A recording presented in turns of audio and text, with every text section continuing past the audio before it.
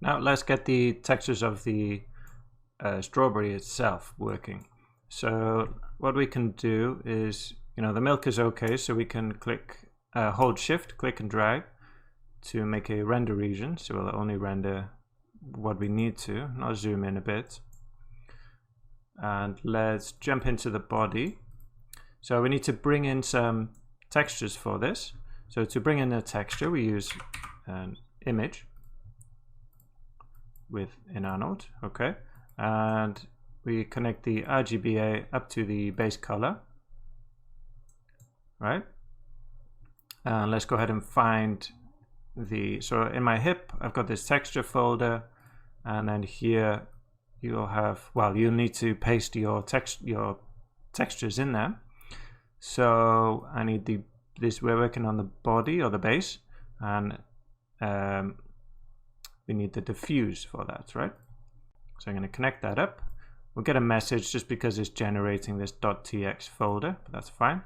Let's click render to see if that comes through for us. There we go. So we're getting the color there coming through. Let's put the base up to 1, just to bring that intensity up a bit. We also want, I'm just going to alt click and drag on this to generate another one, and we need the subsurface scatter color as well, right? So for the subsurfacing, so let's see, we need to turn the subsurface up. Where are you? Here. Let's put that up to 1, so that becomes completely transparent. Let's connect the color up there, subsurface color. There we go, bringing that red back in. It's pretty strong. I'm going to bring this down a bit, 0.75.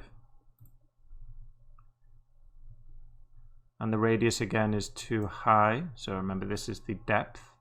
I'm going to bring that down to, you can see the color coming back now, 0.2. I think is good for us there. I'm still looking a bit dull, so I want to play with this color, like add some more color back into this. So we can use a color correct here, open that out and input in there, RGBA back to the subsurface color, and let's see, we can add some red to this, okay? So I'm just going to drop 0.1 there, here 0.01, here 0.01 as well. So we can kind of add this red to what we've already got. Okay, just so you can see the difference there. If I turn that off, back on, cool. What else do we want to do? The IOR probably could come down a bit. Do 3.5. And for the roughness, we don't have a map for that, but we can use a noise for that. So I'm just going to drop a noise. So what we're looking for with the noise is something quite subtle, and it can be quite hard to see what you're doing.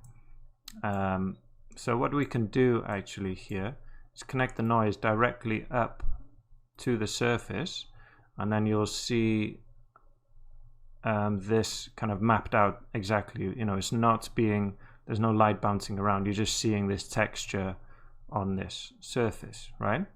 So it's an easier way of preparing your noises, basically. All the texture maps, you can do the same with these.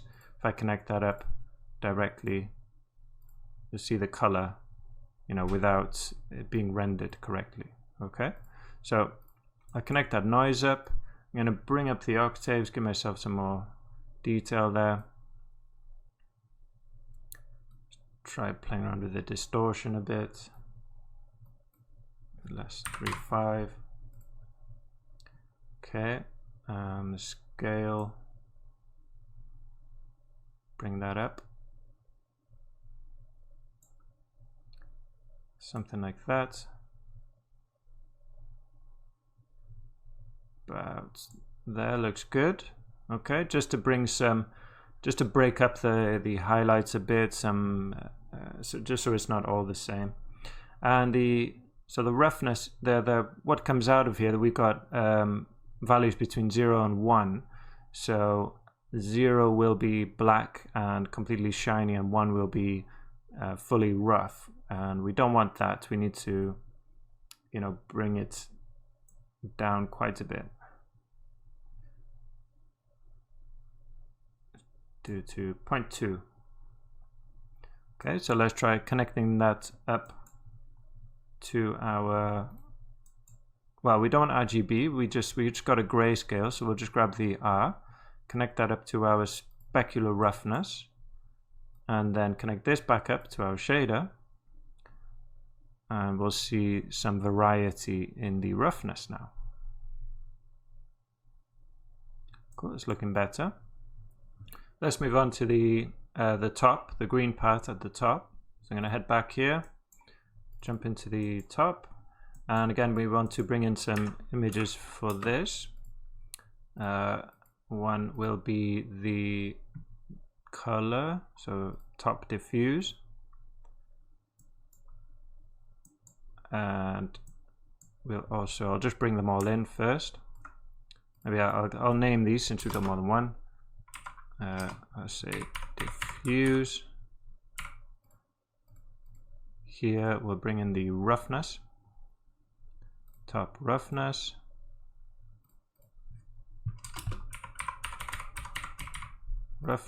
and then one more, we've got a normal map that we can use for the top normal.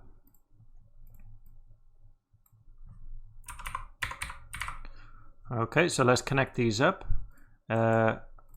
So the diffuse into the color.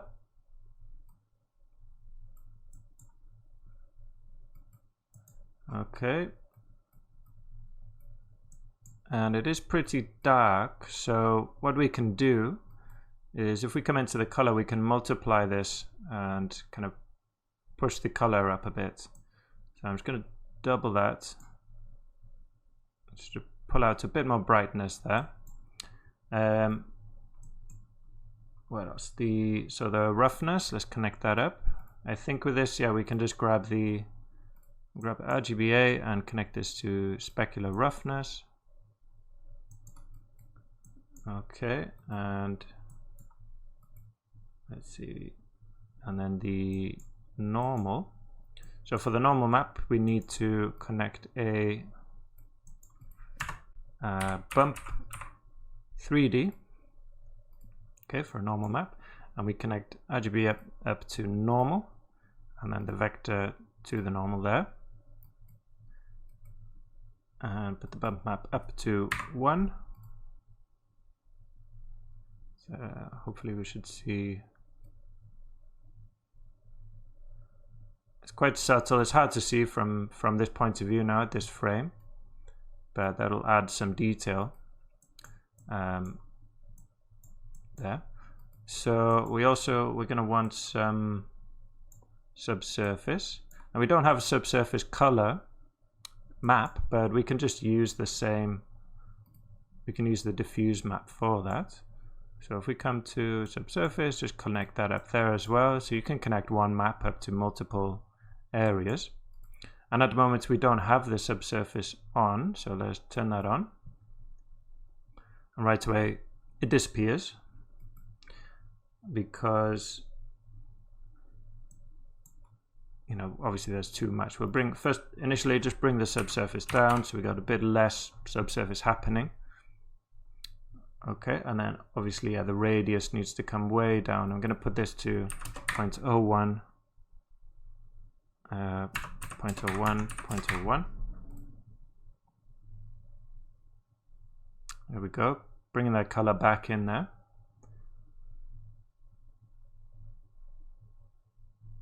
And we can try some different, it's still looking a bit weird there. You can see on the tips. You can try some different types. Try this diffusion. There we go. Okay, they're just different methods for processing the subsurface. So if you're struggling to get what you're looking for, just try the other two. You could probably push the scale up again now. Okay, I think that'll do us for the top. Now let's go on to the seeds and see what we want to do with these. So I think, yeah, we've got a color for the seeds as well. Let's take another snapshot there. You can see there, we're getting something way more realistic. So we need an image and find our seed diffuse. Let's connect that up to the base color. There we go, we're seeing it's there.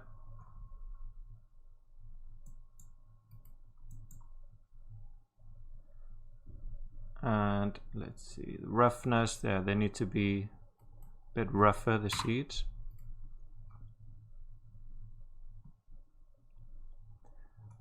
Probably, yeah, we'll want some subsurface with this as well, not a lot, but just a tiny bit. I'll give it just 0.25. And then we can give it a color here. So I'm going to give it 0.031, 0.031, 0.012, 0.012. So we get that deep kind of greeny color. The radius, again, these are tiny objects, so bring the radius way down to 0.1. And the scale is 0.1. Again, this kind of multiplies this, you know.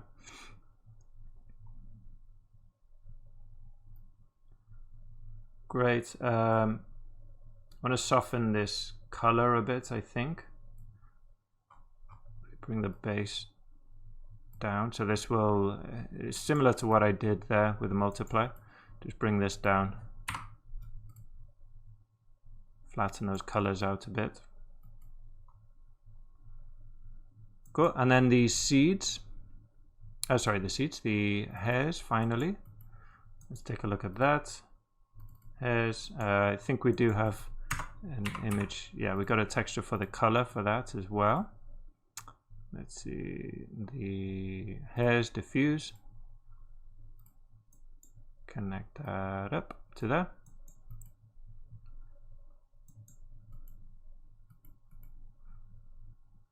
And let's see, what else do we want to do here? Could try transmission with these instead of subsurface because they're so small. Let's turn that up. A bit less, actually. We don't want glass, but you know, they're going to be pretty transparent for being something so small and thin. And then we could give it kind of like a green color.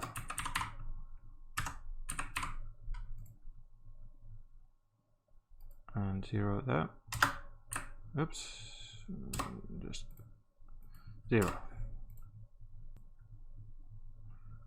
Great, so let's go back, see how that looks. Let's just get a render of the whole thing. I think we're pretty much done for our shaders there.